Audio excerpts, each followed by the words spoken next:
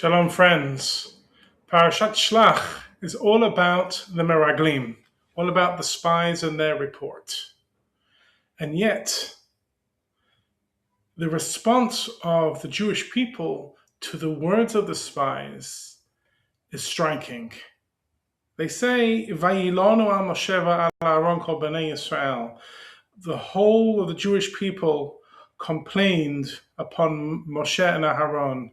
Vayamru alehem, and they said unto them, Kol ha'ida lumatnu be'eretz Yisrael. The whole congregation said, it would have been better for us to have died in the land of Egypt, or Bamidbar hazeh, or in this desert, lumatnu, for us to have died. Lama Hashem mevi otanu el haaretz hazot limpol b'cherev.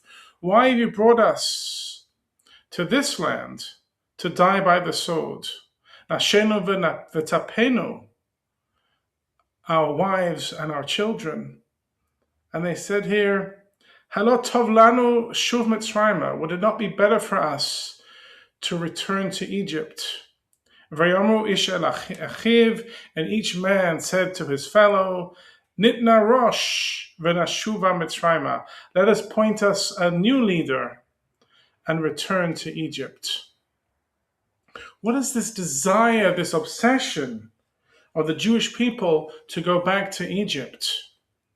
In Parashat Korach, we have the villains of the piece, Datan and Aviram, that when Moshe tells them to come up, they say, Hama'at ki'eli tanu me'eretz zavat chulav udvash, lahamitenu bamidbar.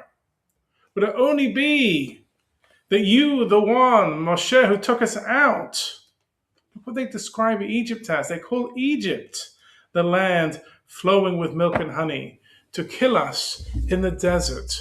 What is this obsession with strange memory of what Egypt was? Why are they so scared to move forward? And let's understand this. Egypt, a land of slavery, persecution, and infanticide, how can they now call it the land flowing with milk and honey? How could they say such a thing? And the answer is that they were not remembering Egypt. They were escaping the future. The generation of the wilderness, of the Midbar, were afraid to move forward.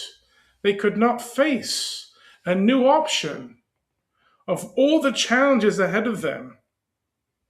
So they reject the future and they romanticize the past.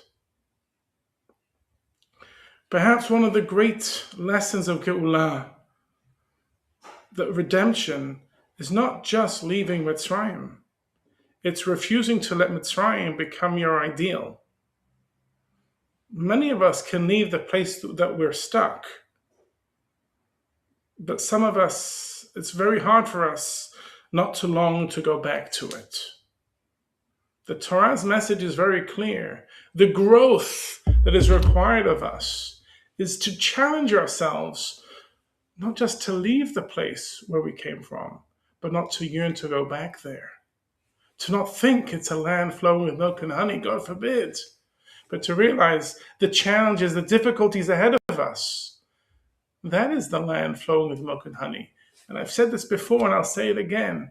When we have challenges, one should not fear them. We should not want to go back to the past and think of them in those great terms, but rather to face the new challenges ahead with optimism and know that that is where we are meant to go.